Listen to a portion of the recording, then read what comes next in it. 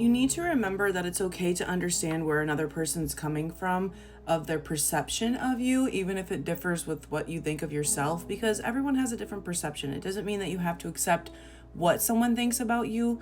However, if you look at it, you can usually tell, if you're self-aware enough, where it's coming from, whether it's negative, positive, and there might even be some truth to it. You don't want to always be like the victim in something, be like, they don't understand, blah, blah, blah. Look at it from a societal point of view and really analyze it in a healthy way, grounding yourself because you don't want to go above and beyond.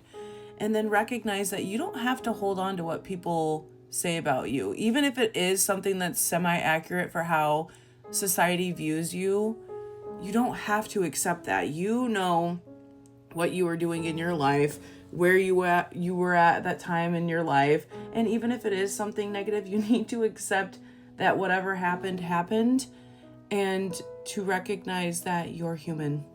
Okay? You need to have humility and understand that you are human. Accept yourself. You are fine the way that you were and the way that you are. Not everything has to be perfect. If another person is judging you for your imperfectness, then they have no humility, or at least at that time in their life, they had no humility. Everybody gets judged for something. If you're judging other people, per my therapist as well, so you guys can actually believe me, not just for me, healthy people, happy people, don't talk shit about other people. Everybody judges. It's a natural human instinct, but it's what you do with that judgment that matters. Do you sit and stop and ask yourself, why am I judging this person? Why do I feel the need?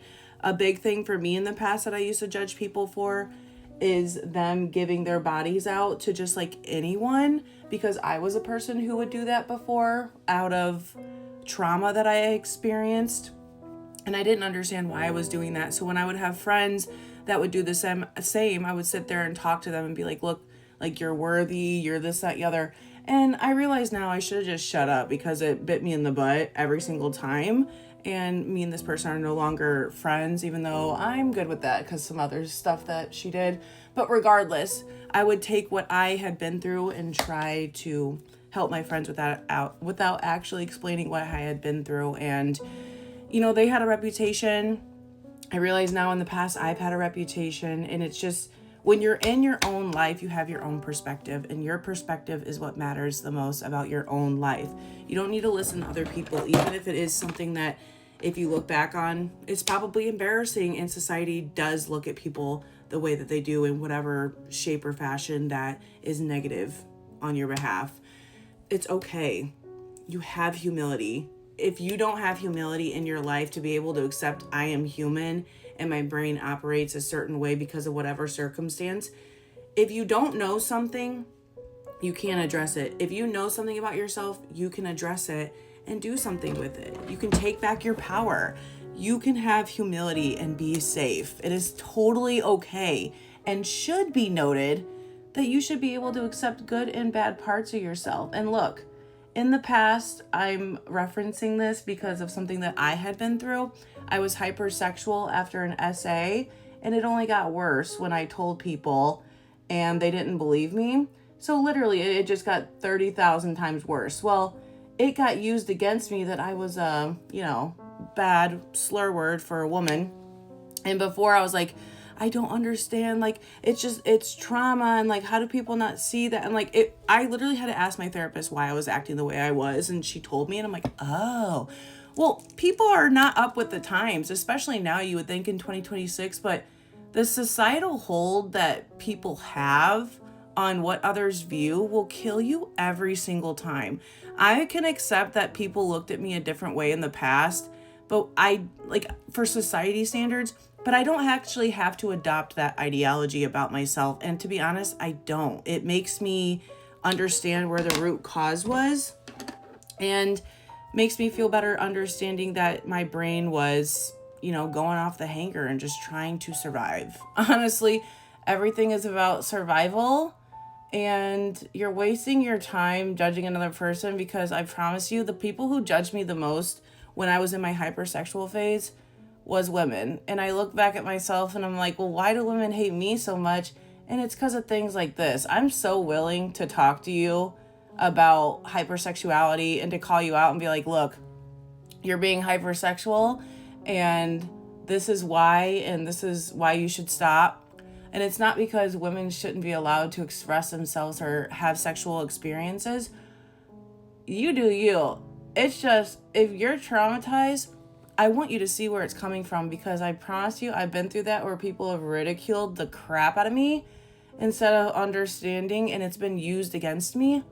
That I want other women to know. And I also don't want you to hold shame, even though it's completely understandable why you would, because society is a big old bunghole. Everything happens for whatever reason in our brains. It's set up to close loops, have a definitive answer if something's open. People just don't take the time to look at others and actually think. Like, it's so easy to judge. It's never that simple. If you can come up with an answer that simple about somebody, most likely it's wrong. The brain is so complex. You should never assume that you actually know somebody, even when you do talk to them a lot.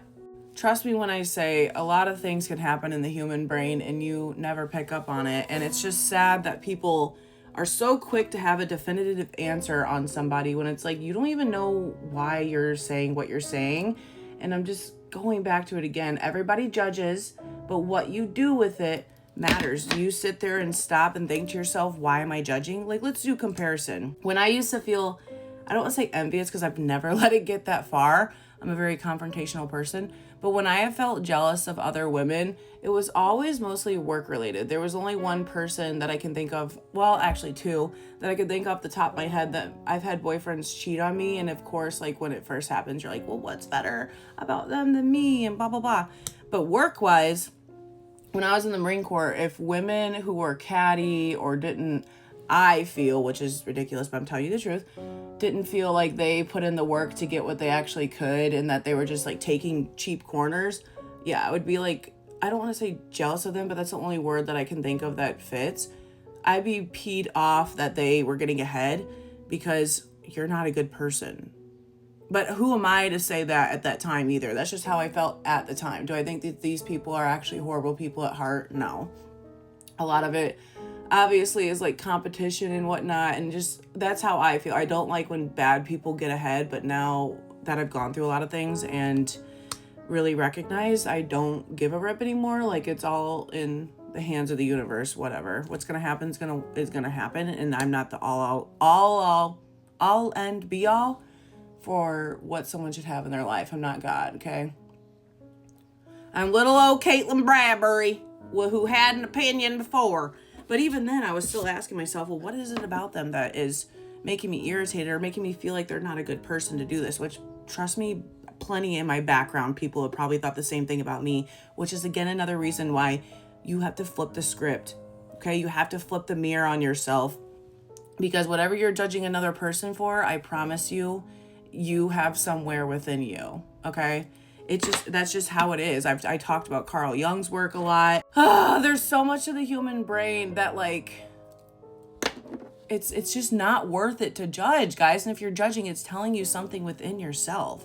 Look within yourself and see what it is. There's nothing another person's going to make you feel that you are not making yourself feel. Nobody can make you feel a certain way. Nobody can make you judge. That's you doing it, babe. Even if you don't like somebody, I promise you, healthy people, now that I'm on this side, don't give a damn. Don't give a damn. And sometimes I even feel weird saying, like, all my stories of, like, how my best friend did X, Y, and Z and didn't talk to me for 6 months when I was in my crash out. Like, I am over it, but I like to use these stories as real life examples because there's probably other women out there who go through the same thing. It's not worth it to judge. Perspective is everything. You need to have your own identity, your own perspective, and understand that just because something may be true for how society views something in the past does not mean that is who you are. You can literally change your entire personality tomorrow. Always take accountability. Always strive for growth. Always try to be 1% better than you were the day before. I love you. Take accountability for yourselves. You got this. Have humility. You are human. Be a human. No one else's opinion of yourself matters more than your own.